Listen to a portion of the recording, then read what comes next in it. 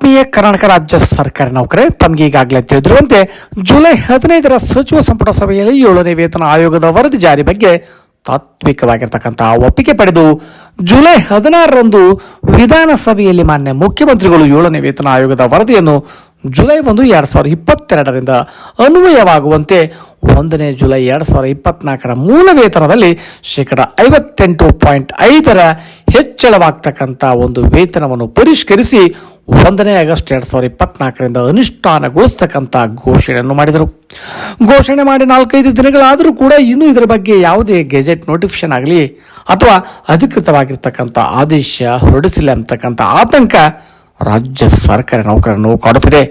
ಸರ್ಕಾರ ಯಾವುದೇ ಘೋಷಣೆ ಮಾಡಿದ ಕ್ಷಣಾರ್ಧದಲ್ಲಿಯೇ ಅಂದೇ ಆದೇಶಗಳು ಹೊರಡಿಸಲಾಗುತ್ತದೆ. ಆದರೆ 7ನೇ ವೇತನ ಆಯೋಗದ ವರದಿ ಜಾರಿಗೊಳಿಸತಕ್ಕಂಥ ಆದೇಶ ಏಕೆ ವಿಳಂಬವಾಗುತ್ತದೆ ಅಂತಕ್ಕಂಥ ಯಕ್ಷ ಪ್ರಶ್ನೆ ಎಲ್ಲ ರಾಜ್ಯ ಸರ್ಕಾರಿ ನೌಕರರನ್ನು ಕಾಡುತ್ತಿದೆ.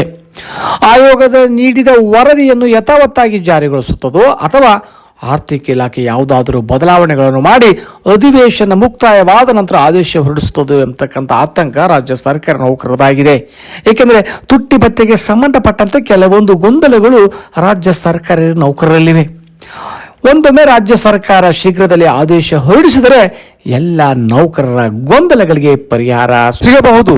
ಹಾಗಾಗಿ ರಾಜ್ಯ ಸರ್ಕಾರ ಶೀಘ್ರದಲ್ಲೇ ಆದೇಶ ಪ್ರಕಟಿಸಲಿ ಎಂದು ಎಲ್ಲರೂ ಆಶಿಸೋಣ. ಧನ್ಯವಾದಗಳು.